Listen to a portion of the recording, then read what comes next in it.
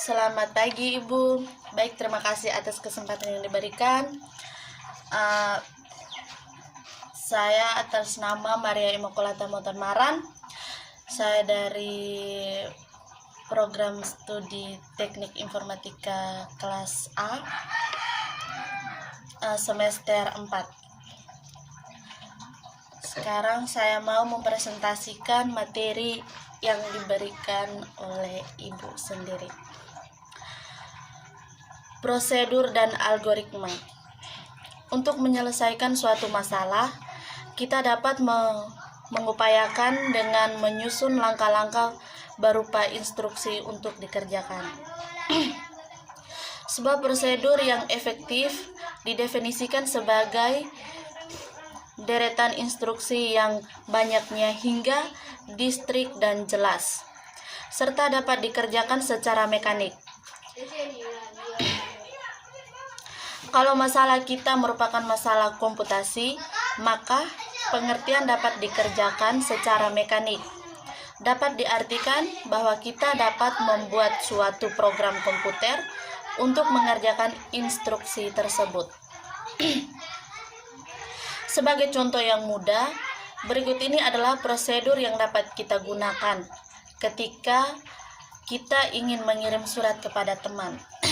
Yakni, yang pertama, tulis surat pada secari kertas surat. Yang kedua, ambil sampul surat. Yang ketiga, masuk surat ke dalam amplop. Masuk surat ke dalam sampul. Yang keempat, tutup sampul surat menggunakan perkat. Yang kelima, jika kita ingat alamat teman tersebut, maka tulis alamat pada sampul surat. Jika tidak ingat, lebih dahulu pada buku alamat, baru kemudian kita tulis alamat pada sampul surat. Yang keenam, tempel perangko pada surat. Yang ketujuh, bawa surat ke kantor pos untuk diposkan. Itu contoh yang mudah. Yang berikut, ketujuh langkah di atas merupakan prosedur yang efektif. Banyaknya instruksi adalah hingga, masing-masing bersifat diskrit dan jelas, serta dapat kita kerjakan secara mekanik.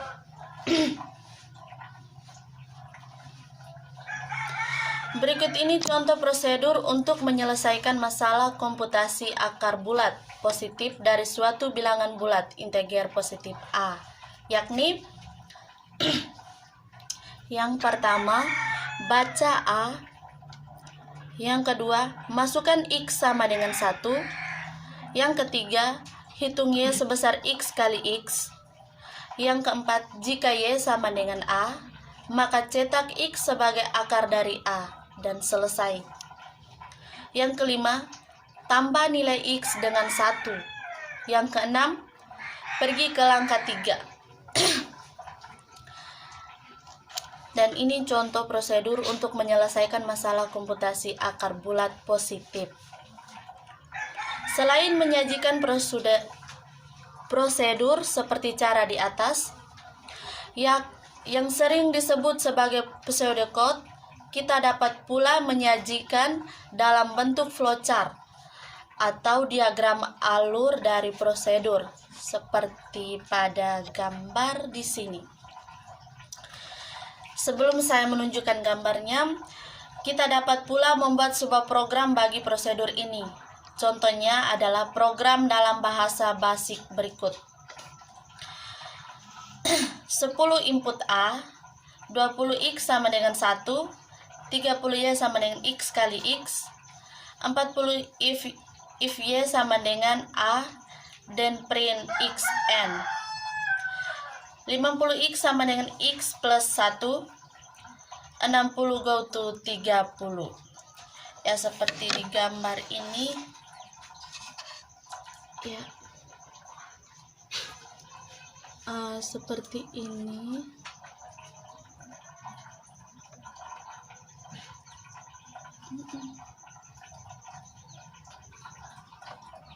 Maaf kalau gambarnya agak suram-suram. Jadi di gambar flowchart ini, jika kalau iya berarti kita langsung cetak, kalau tidak berarti kita ulang lagi ke bagian yang ketiga maksudnya. Selanjutnya kita masuk di penjelasannya.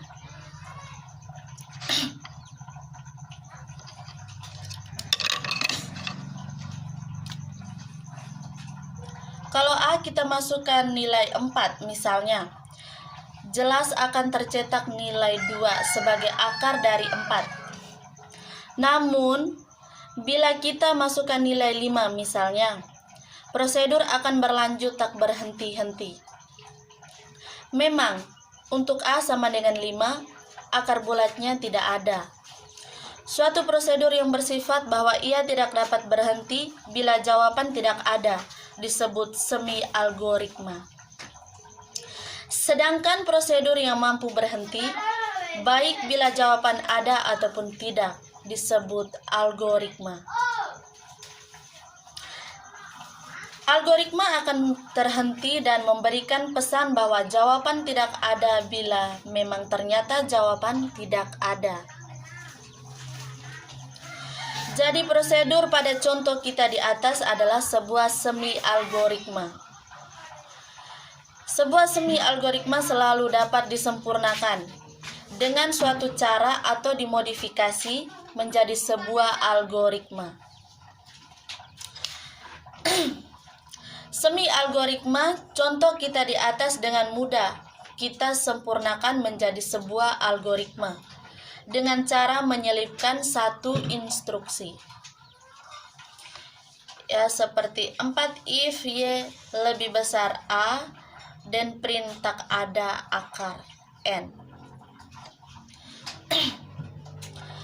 Pada program basic kita yang lalu, untuk maksud yang sama silakan kita memodifikasi diagram alur yang bersangkutan. Berikut ini contoh lain dari semi algoritma. Pandang bahwa kita mempunyai mesin yang hanya sanggup melakukan penjumlahan bilangan bulat positif. Kita ingin mencari hasil pengurangan B kurang A untuk nilai bilangan bulat positif B dan A. Di sini sama saja kita menghitung nilai X. Sedemikian sehingga A tambah X sama dengan B.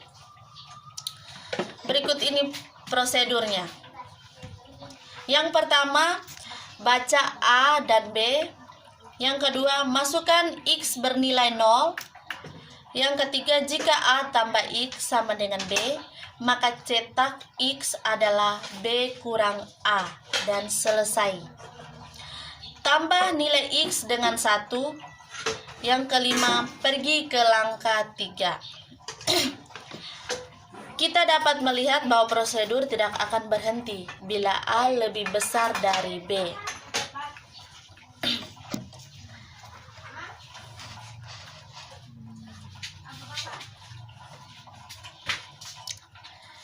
Hanya ini saja saya punya pengertian untuk menjelaskan materinya.